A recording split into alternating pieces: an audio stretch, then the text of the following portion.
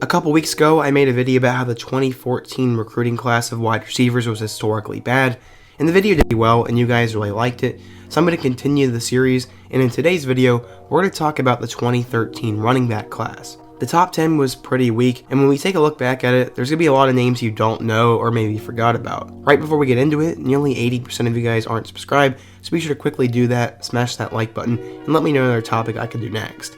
Now, let's get started. So the first guy we're actually going to talk about is extremely tragic. Greg Bryant was a big deal coming out of American Heritage High School as he grew up in Delray Beach, Florida. The 5'11" running back became one of the top dudes in his class and was ranked as the number 10 back in the country. He had offers from Notre Dame, Oklahoma, Alabama, and Auburn, and eventually decided to go to Notre Dame. He was a top 130 player and had high expectations for the Fighting Irish. In 2013, he run the ball 3 times, but in 2014, he actually became the second leading rusher on the team. He ran the ball 54 times for 289 yards and 3 touchdowns, and he was starting to put his name out there. Greg would decide to look for a change in scenery though, as he would transfer to UAB. Tragically, he would never get that opportunity, as he was found shot back in Florida and actually tragically passed away back in 2016. It's really unfortunate what happened to Greg, and his story deserves a deep dive in a documentary video later on. The next guy we need to talk about actually went to Notre Dame as well, as his name is Tarean Folston. Coming out of Cocoa High School in Florida, Folston was a huge deal as he ran for over 1,000 yards and 13 touchdowns en route to the Florida State semifinals and becoming the Florida Offensive Player of the Year. Because of that, he was a top 10 running back and a 4-star recruit, and decided to eventually take his talents to Notre Dame over the likes of Florida State, Auburn, and Oregon. In 2013, Folston would immediately have an impact as he ran for nearly 500 yards and 3 touchdowns. He had his best year as a sophomore in 2014 as he ran for 889 yards with 7 combined scores. In 2015, he would miss the year with an injury, but he would hope to bounce back in 2016. Sadly, it would not go according to plan, as he'd only have 2 touchdowns and 300 yards that year, and because of that, he was no longer considered a big-time draft prospect. Because of that, he'd play in the Alliance of American Football, the XFL, and the Canadian Football League. The next guy has a wild story, and his name is Derrick Green. Coming out of Virginia, Derrick Green became the top back in his class, and eventually decided to commit to Michigan over the likes of Auburn and Tennessee. He would arrive at Michigan in 2013, and some even said he was good enough to be the Big Ten Freshman of the Year. It did not quite happen like that, as he only ran for 270 yards and 2 scores as a freshman, and he'd have a career-high 471 yards and 3 scores as a sophomore. As a junior, his numbers would begin to dip, and he decided he would transfer schools for his final year. He settled on TCU, where in 2016 he ran the ball 38 times for 141 yards and 2 touchdowns. After that, it doesn't seem Derrick's done anything in the NFL or professionally, and he is a case of a player who was a complete bust. The next guy we're going to talk about is arguably the biggest name on the list, and that is Clement. Wisconsin produces a ton of big-time running backs, so it was no shock when Clement decided to take his talents to the Badgers. He actually originally committed to Pitt, but he would later flip to Wisconsin, where he had a great career. In 2013, he ran the ball for nearly 600 yards and 7 touchdowns, and in 2014, he'd have a semi-breakout year as he ran for 949 yards and 9 touchdowns. In 2015, he'd be limited to 4 games, but he would break out into a superstar in 2016. He ran for 1,375 yards and 15 touchdowns, and was named a second-team All-Big Ten selection. Despite that, he was not expected to be an NFL draft pick, as he actually went undrafted. He didn't let that get to him though, as he was actually picked up by the Philadelphia Eagles and ran for 4 touchdowns his rookie year. Ever since then, he has been on a downward spiral though, as he barely played in 2018, 2019, or 2020. Clement was a superstar for Wisconsin though, and was one of the few backs in this class that actually lived up to the hype. The next guy was someone who had a whirlwind of a career. His name was Tyren Jones. Coming out of Marietta, Georgia, Tyren Jones was one of the top running backs in his class, and the 5'9" superstar eventually decided to commit to Alabama. Jones was going to be somewhat of a big deal. While he didn't play in 2013, in 2014 he actually started to see the field. He ran the ball 36 times for 224 yards and 2 touchdowns, and the ceiling and future looked bright for Tyren. Unfortunately, he would get kicked off the team due to drug charges, and he would have to head to Hutchinson Community College. He still became one of the top prospects and running backs in the country, as he was the number 4 junior college back. He decided to eventually commit to South Carolina, and he was going to get another chance in the SEC. No one really knows why, but he never ended up signing with South Carolina, and I really don't know what ended up happening to Tyren Jones. His story deserves a deep dive.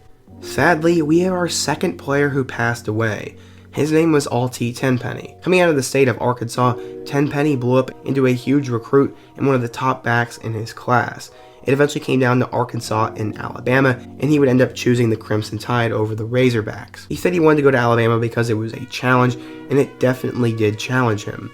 In 2013, he only ran the ball for 82 yards and 1 touchdown, and in 2014, his numbers barely went up to 136 yards, and he didn't have a touchdown. Because of that, he would decide to enter the transfer portal, and he would find a new school. Tragically, he would never get that opportunity though, as he was killed in a car accident, and there are definitely some other theories as to what went on.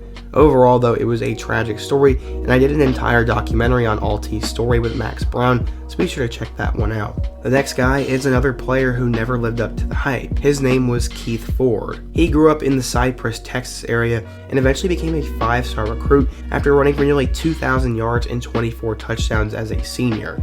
He became a 5-star recruit and eventually decided to commit to the University of Oklahoma. As a freshman in 2013 at Oklahoma, he ran for 134 yards and 1 touchdown. In 2014, he wouldn't get that many more carries, but he did run for 392 yards and 5 touchdowns, and he had a solid role on the team. He would decide to look towards greener pastures as he eventually transferred to Texas A&M.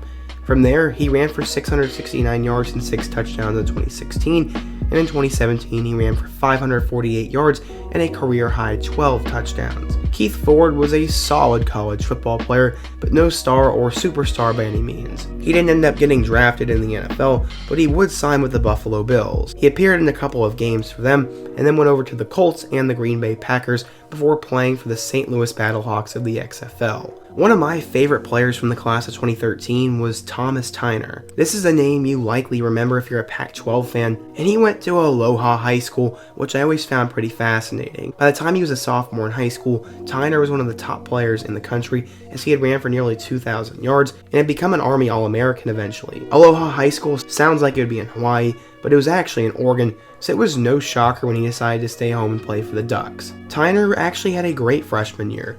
In 2013, he ran for 711 yards and 9 touchdowns, and the sky looked like it would be the limit for him. His numbers would drop in 2014 though, as he ran for 573 yards and only 5 touchdowns. Tyner would battle some injuries, and he actually wouldn't play college football for 2 years. When he decided he would play again, he was now wearing different colors.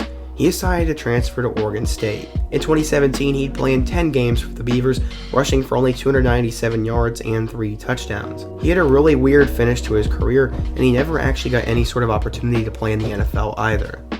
You've heard of Fred Taylor, right? Yeah, the former NFL legend. He had a son who was a pretty big deal. Coming out of Glades Day High School in Florida, Kelvin Taylor broke Emmitt Smith's Florida career rushing yards record. Kelvin was a big deal as he ran for over 12,000 yards and 200 touchdowns in his career, and was a 5-star recruit and arguably the top player in the 2013 class. He eventually decided to stay home and play for Florida, and the hype for Kelvin was pretty much unreal. He immediately had a role with the team as he ran for over 500 yards and 4 touchdowns as a freshman, and as a sophomore he ran for nearly 600 yards and 6 touchdowns. 2015 would be his breakout year as he carried the ball nearly 300 times for 1,035 yards and 13 touchdowns. Taylor had finally lived up to the hype as a junior, and because of that he decided to skip his senior year and go to the NFL.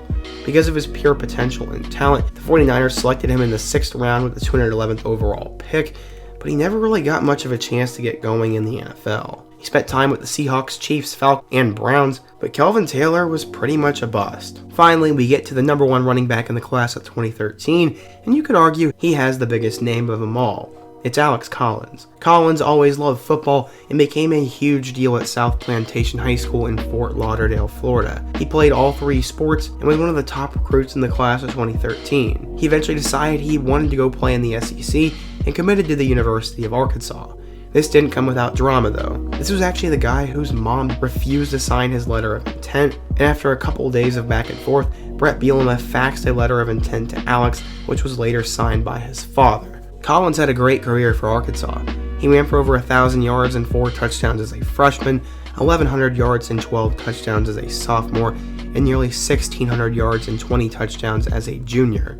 Because of that, he was seen as one of the top running back prospects in the 2016 NFL Draft and went with the 171st overall pick in the 5th round of the 2016 Draft. He ended up getting signed to the Seahawks, but after not playing a whole lot, he moved over to the Ravens, where he began to blow up. Unfortunately, he would battle some legal trouble, and in 2020, he was actually re-signed to the Seahawks, and he has been starting a couple games for them. Alex Collins and Corey Clement are the two biggest names on this list, and the other 8 guys either tragically passed away or were bust. Let me know what you guys think. Do you remember any of these guys? What's another historically weak class I could take a look at next? And what are your overall thoughts on why these guys didn't pan out? Be sure to let me know down in the comment section. Smash that like button if you want to support today's video. And check out all my other videos on the end screen, including my video about 2014 wide receivers. I hope to see you guys again soon. But until next time, peace.